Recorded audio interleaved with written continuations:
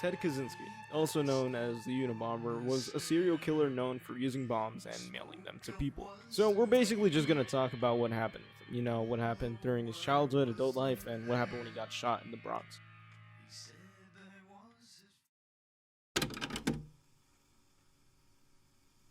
So, Ted Kacyzski was born in Chicago, May 22nd, 1942, to a working-class parents. Kaczynski's parents told his brother David how Ted was a happy boy until a severe hives forced him into a hospital isolation. Obviously, this is going to be pretty traumatic and a horrible experience for a baby to go through. So, there's obviously going to be something wrong with him. They also stated how he didn't show emotions for months. His mother recalled Ted recoiling.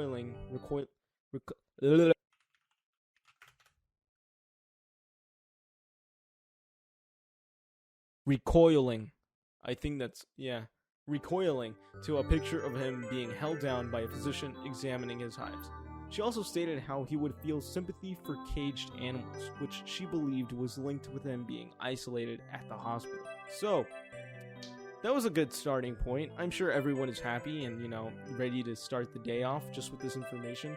So let's talk about his school life, the most boring stuff.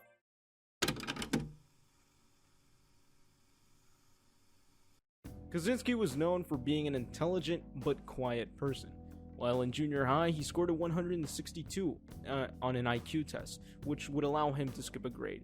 So he went from 6th grade, skipped 7th, and went to 8th grade. So let's talk about this for a moment because this is kind of important.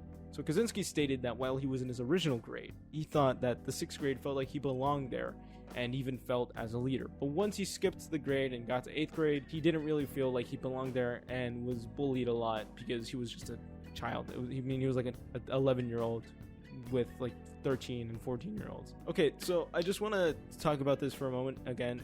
A crazy thought is that most people think serial killers had bad childhoods where their parents didn't love them enough or just didn't care about them. So just from that thought alone, it's kind of interesting how the neighbors stated that the Kaczynskis were really civic-minded people. His parents would basically just sacrifice everything for their children. So obviously, these parents, Kaczynski's parents, obviously cared a lot about their children. And, they raised some other kids, David, he's doing well, I think. And yeah, so they obviously were very involved and loved their children a lot. While Ted was in high school, he was performing exceptionally well. He was at the top of his classes, played the trombone and band, and was also called by other students a literal walking brain.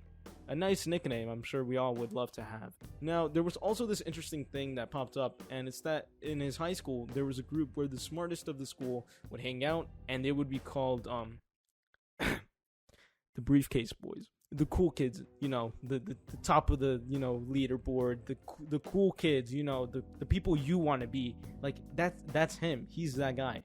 That was a stupid joke. He did incredibly well in mathematics and was deeply interested in it, and excelled so well he got a Harvard scholarship.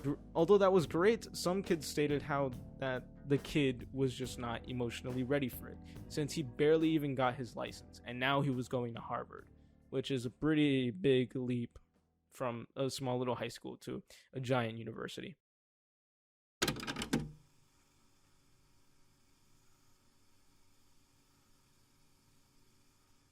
Now, let's talk about his adult life. He graduated from Harvard, finished high school, wasn't married, and was mainly a loner, and obviously didn't have any children. People at Harvard talk about how he was incredibly intelligent, but was socially reserved and didn't talk much to people. He decided to move to Lincoln, Montana, and lived a simple life in a shack, or a cabin if you will, with no running electricity or water. Kaczynski's goal was to become self-sufficient. At around 1975, he would start to commit acts of arson and sabotage, and yeah, that's pretty bad stuff. I mean, don't do that. I mean, I'm not a lawyer, but that's pretty bad stuff, and you shouldn't do that. But that wasn't what he was known for. His brother stated how he started to read the Technological Society, which, in his words, became Ted Kaczynski's Bible.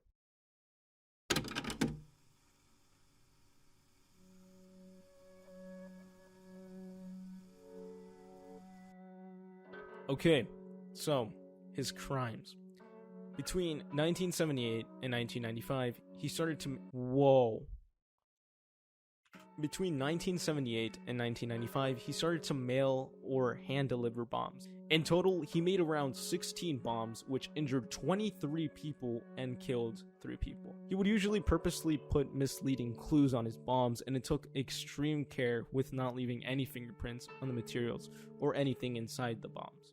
He would usually send these bombs to a bunch of professors in like engineering or, something society like technological, or even a computer store owner. And he would usually send them as little gifts or stuff, or like mail packages. For example, his second bombing was disguised as a cigar container, and a graduate student opened it. Obviously, it exploded and left him with minor injuries. Although his bombs didn't kill many people, it did leave a lot of injured people, and obviously that's unfortunate. Now, why would he do this, you may be asking yourself?